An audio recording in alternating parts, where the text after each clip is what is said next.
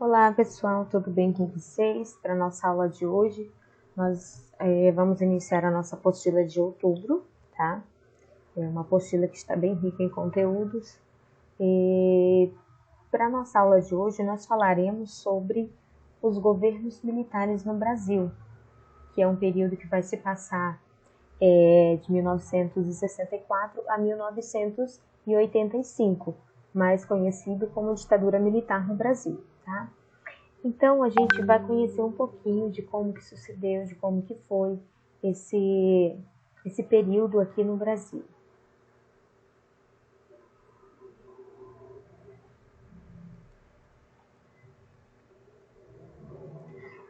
Qual que era o contexto que se passava, que o Brasil estava enfrentando nesse período da década de 1960? Então, eu trouxe algumas explicações aqui, vou tentar ser bem rápida, de como que estava o cenário brasileiro. Então, nesse período, na década de 60, nascia o jornal A Folha de São Paulo, surgiu a onda dos skates, né, que viraram febre no país. Nós temos a Jovem Guarda, que se tornou um fenômeno, a TV Globo, que foi inaugurada em 1965, o surgimento também do personagem de história em quadrinhos, o Cascão, que tomou banho de verdade e contra a vontade do seu criador Maurício de Souza. Em 1962, o Brasil é campeão mundial pela segunda vez. Brasília se torna, de fato, a nova capital do país. E Jânio Quadros sucede Juscelino e renuncia cerca de 7 meses depois, sendo substituído pelo então vice-presidente João Goulart. Então, esse é o cenário do nosso país, do Brasil, tá? Ali na década de 60, que é o período que vai compreender 4 anos depois, que vai iniciar o processo dos governos militares. Continuando, os primeiros anos da década de 60, aqui no Brasil, as lutas operárias elas chegaram ao auge com a criação de uma única frente de luta sindical, tá? Então, os sindicatos já faziam suas greves. Em 1961, foram 180 greves. Em 1962, foram 184, só no estado de São Paulo. Em 1962, é aprovado o Estatuto do Trabalhador Rural, tá? Um outro fator importante desse período é que se cogitava cada vez mais a necessidade por reforma agrária, principalmente entre os setores ligados ao presidente João Goulart. João Goulart apresenta à nação o plano trienal, que pretendia, por meio de cortes de gastos públicos e da realização de reformas de base, reduzir a inflação e as desigualdades sociais. Ainda tem a sociedade que se aproxima do modelo americano de vida através do consumo, enquanto o governo mostra tendências cada vez mais socialistas. E ainda em 1963 é realizado um plebiscito popular que vota a favor da volta do presidencialismo, tá? Então aumenta a oposição ao governo, a população exige que Jango faça as reformas, mas sem apoio político. Então, o presidente não consegue levá-los adiante. Ainda, pessoal, a conjugação desses fatores, de todos esses fatores que eu já citei, ele terminaria por conduzir o nacionalismo reformista de João Goulart ao fracasso, tá? Então, ali, todas as reformas de João Goulart, ela não teria um resultado positivo. Contudo, o estopim do golpe militar aconteceu em março de 1964, quando Jango, após um discurso inflamado no Rio de Janeiro, determinou a reforma agrária e a nacionalização das refinarias estrangeiras de petróleo. Em 31 de março, os militares iniciam a tomada do poder e no dia 2 de abril, o presidente João Goulart partiu de Brasília para Porto Alegre. Tá? Então, aqui vai se iniciar o golpe militar de 1964 no Brasil, conhecido como a ditadura militar. O que foi esse golpe militar de 1964? Então, o mundo ele enfrentava o período da Guerra Fria, tá? Que era a disputa entre os blocos comunistas versus capitalista. Tá? E muitos temiam que João Goulart se alinhasse com o comunismo soviético ou chinês. Então, se tinha esse medo de que João Goulart se alinhasse a um desses lados, ou o comunismo, ou então o comunismo soviético, ou então o comunismo chinês. Muitos desses seus aliados, de fato, progressistas de esquerda, e isso ameaçava o projeto de desenvolvimento almejado pelos setores conservadores. A luta de classes estava acirrada, se acirrando cada vez mais, e ao anunciar suas reformas de base de cunho social, envolvendo reforma agrária, salário mínimo, entre outras reformas, seus opositores eles aproveitaram o ensejo e incitaram um golpe, sob o pretexto de estar combatendo o inimigo vermelho, tá? Que visava, segundo os golpistas, abolir a propriedade privada, estimular a degeneração moral, a anarquia e outros fatores mais. Aí, esses governos militares, como que ocorreu? As forças que assumiram o poder em 1964, eles tinham como prioridade econômica o crescimento acelerado. Então, eles visavam um crescimento rápido no país, tá? Então, nesse período, houve o quê? Paradoxalmente, a gente pode dizer que houve um aumento da concentração de renda, tá? E da pobreza também, que se instaurou um pensamento ufanista de Brasil potência. Então, nos governos militares, eles traziam consigo esse desejo, sabe, de Brasil potência. Esse milagre econômico, cujo auge se deu entre 1969 a 1973, era sustentado por 3 tripés. Primeiro, a concentração de renda, que era marcada pela redução do poder aquisitivo do salário e criação de novos impostos. Foi criado o IPI, que era o Imposto sobre Produtos Industrializados. Também a expansão de crédito ao consumidor, que servia para ampliar a demanda de bens duráveis, ou seja, casas, automóveis, eletrodomésticos, entre outros, tá? Ou seja, foi criada uma linha de crédito para que as pessoas conseguissem comprar esses objetos domésticos. Então, é por isso que se fala linha de crédito ao consumidor de bens duráveis.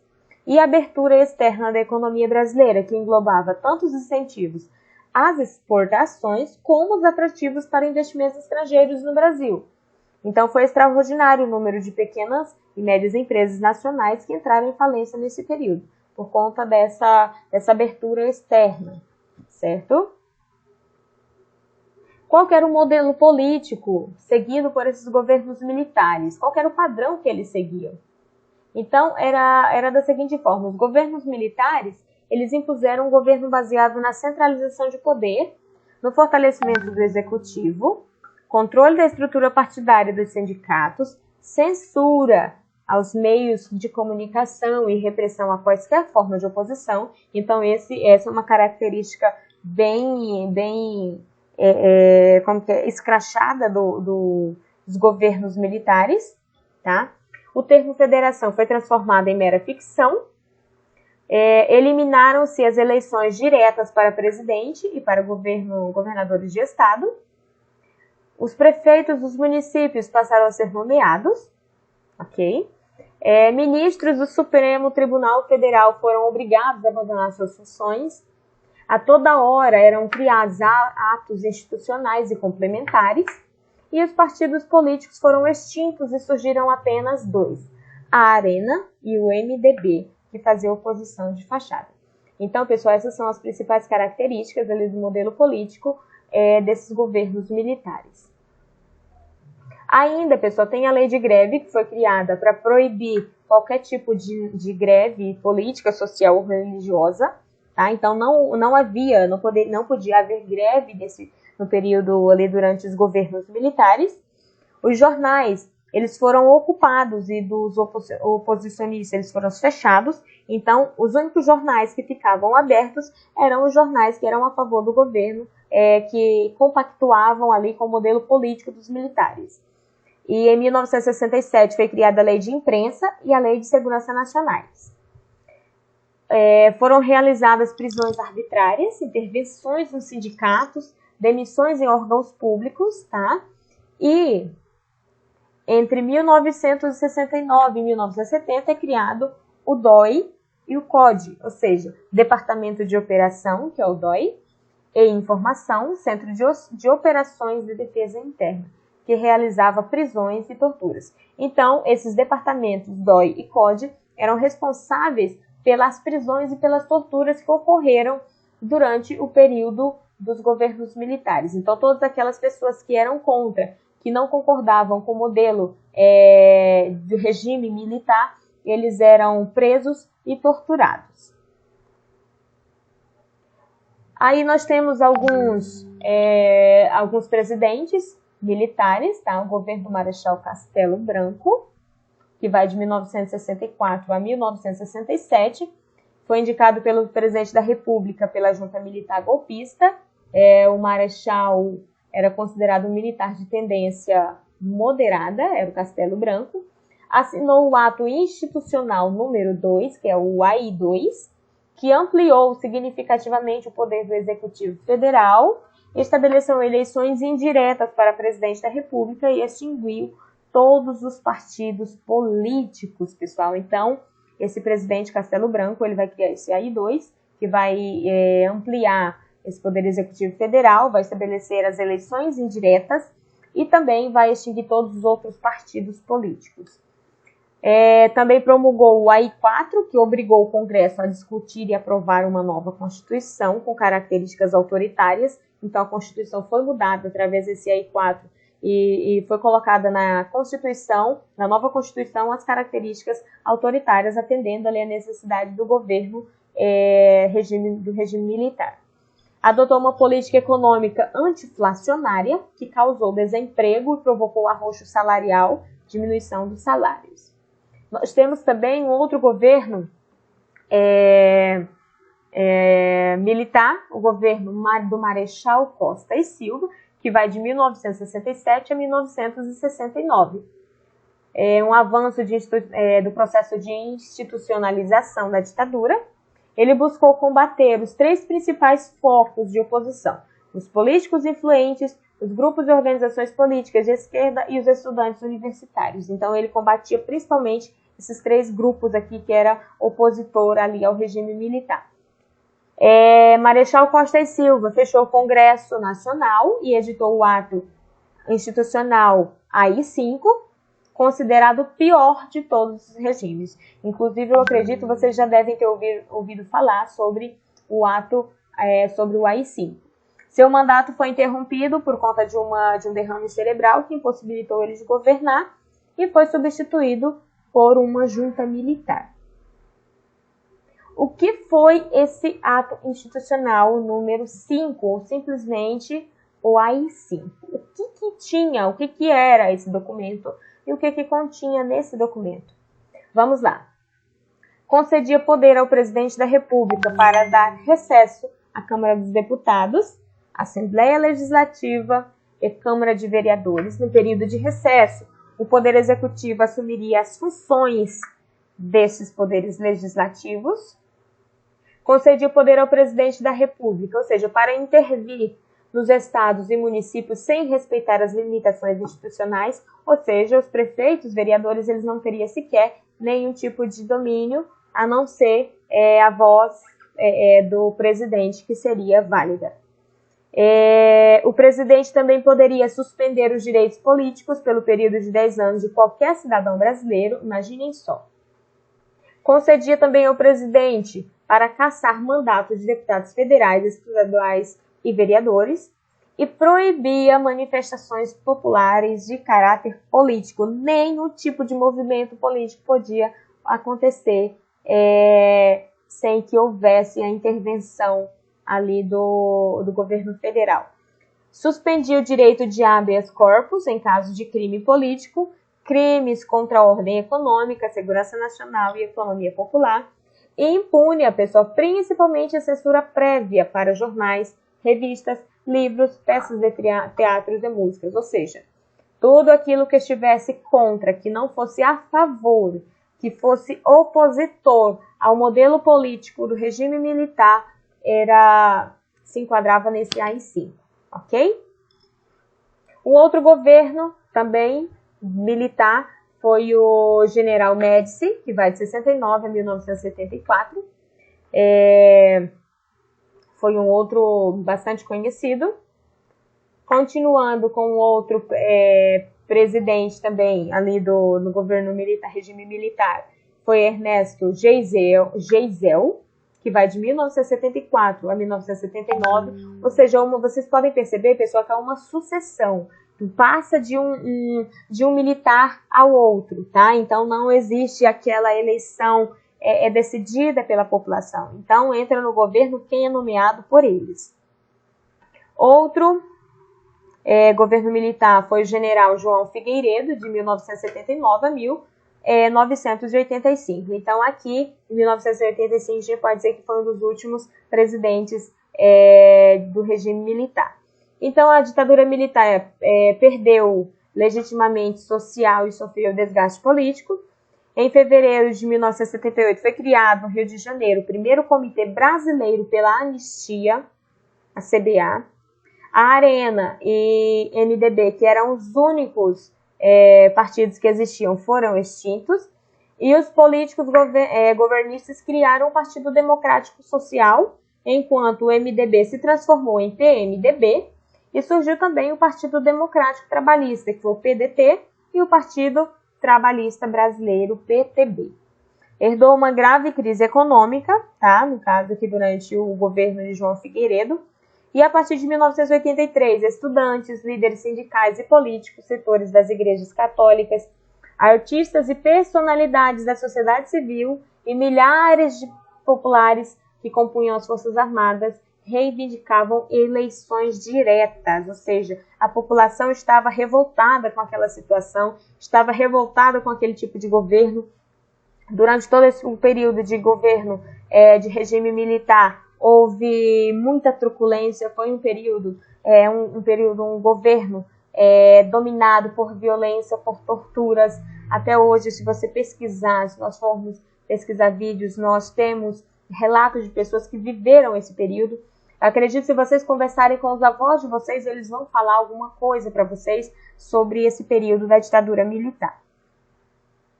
Pessoal, uma das características muito importantes, tipo assim, que perdurou durante todo o processo de todo o governo do regime militar foi a censura durante o regime, tá? Então, que estava contido ali no AI-5, que proibia a população de qualquer pessoa da população de fazer um manifesto contra o governo militar.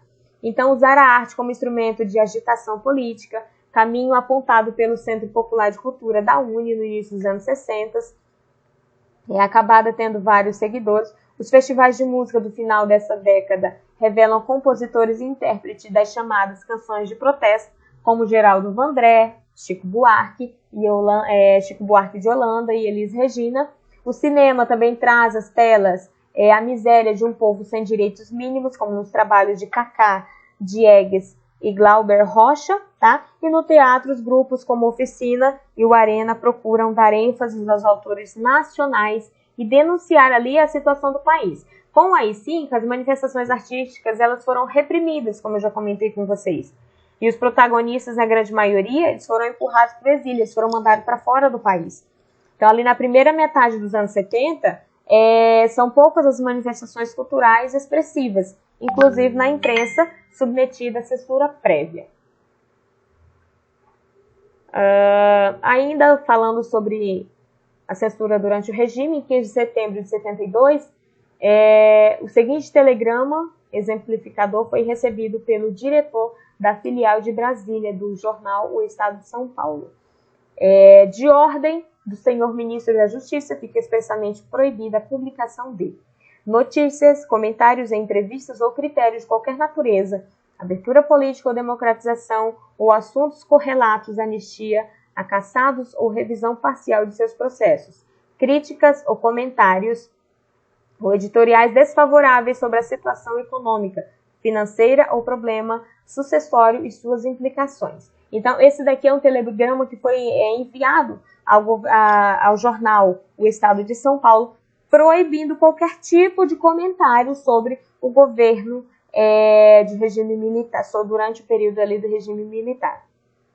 Ainda sobre o regime militar, pessoal, alguns artistas censurados, aqui tem um exemplo de alguns artistas que foram censurados, que sofreram, inclusive, torturas também, durante o período da ditadura militar. Caetano Veloso, Chico Buarque, Elis Regina, Geraldo Vandré, Gilberto Gil, Milton Nascimento, Raul Seixas, Toquinho, entre outros artistas que não foram citados aqui. Algumas telenovelas que também sofreram censura: Roque Santeiro, de Dias Gomes, Escalada, de Lauro César Muniz, Pecado Capital, de Janete Clair, e Vale Tudo, de Gilberto Braga. Então, eis aqui algumas obras e alguns artistas que foram censurados no regime militar. Aí aqui vocês têm aqui também uma música, que é o Bêbado e o Equilibrista, que é de Elis Regina, que foi censurada também, uma das principais obras aqui de Elis Regina durante o período do regime militar. O Bêbado e o Equilibrista era uma das mais famosas músicas que berraram nos ouvidos da covarde ditadura. Mesmo covarde ditadura, sendo redundante, vale destacar militar que assolou e assombrou o Brasil de 1964 a 1985. A música foi composta por Aldir Blanc e João Bosco e lançada no LP Linha de Passe em 1979. É gravada por Regina, por Elis Regina, voz que deu forma à música e ficou super conhecida, ok? E tem também, pessoal, durante esse período, a reivindicação por Direta Já, um movimento que levou milhares de pessoas da população brasileira para as ruas, exigindo seu direito ao voto, de poder votar e poder decidir em quem votar. Então, entre os últimos meses de 1983 e abril de 1984, o Brasil foi agitado por um dos maiores movimentos cívicos de sua história, a campanha das Diretas Já. Grandes manifestações populares aconteceram em todo o país, reivindicando o restabelecimento das eleições diretas para presidente da República, que haviam sido substituídas por um pleito indireto no Congresso Nacional durante o regime militar. A campanha ganhou as ruas, arregimentando ali o número crescente de partidários em todo o país, nos mais diversos setores da sociedade. Reuniram-se lideranças políticas, sindicais, eclesiásticas e estudantis. Então, foi um dos maiores movimentos ali da ditadura militar da população, já nos anos finais, ali, 1984, exigindo os seus direitos, exigindo poderem votar, poderem escolher o seu direito de voto, né? E não ter aquela sucessão de militares no poder. Então, vários artistas, jogadores de futebol, jornalistas aderiram também ao movimento. Apesar de todo o anseio explícito ali da população, o governo militar, sob o comando ainda do general João Figueiredo, ainda tinha poder sobre o Congresso. E a emenda Dante de Oliveira, que precisava de 2 ou 3 dos votos parlamentares para ser aprovada, acabou sendo rejeitada. Então, foram votados a seu favor 298 parlamentares, 65 foram contra e 3 se abstiveram. Porém, ali para não desagradar os militares, nem os eleitores, 112 simplesmente não compareceram à votação. Assim, por 22 votos, os brasileiros tiveram adiado o sonho de votar para presidente da República, o que só aconteceu em 1989. Então, a direta já ela ocorre, ali como vocês viram, de 1983 a 1984, só que eles só conseguem votar realmente o direito ali do voto ali no ano de 1989, por conta da eleição, por conta da votação no plenário, né, nos parlamentares, que precisavam de 22 votos. Mas no caso, esses parlamentares, com medo ali dos militares que estavam no poder, acabaram que não votando e não compareceram ali na eleição, na votação. O fim do regime militar. Quando a emenda constitucional que propunha eleições diretas para presidente foi rejeitada pelo Congresso em 1984, um dos líderes do movimento que incendiara o país em defesa do voto livre sentiu que chegava a sua hora, que é o nosso querido, conhecido Tancredo Neves. Tá? Então, mesmo tendo que concorrer no colégio eleitoral, composto em sua maioria por deputados e senadores do governo do Partido Democrático e Social, Tancredo Neves lançou-se candidato pelo Partido do Movimento Democrático Brasileiro. Ele venceu em 15 de janeiro de 1985, data que simboliza o fim de mais de 20 anos de ditadura militar. Então, a ditadura militar ela chega ao fim no ano de 1985, com a conquista ali para presidente de Tancredo Neves, ok?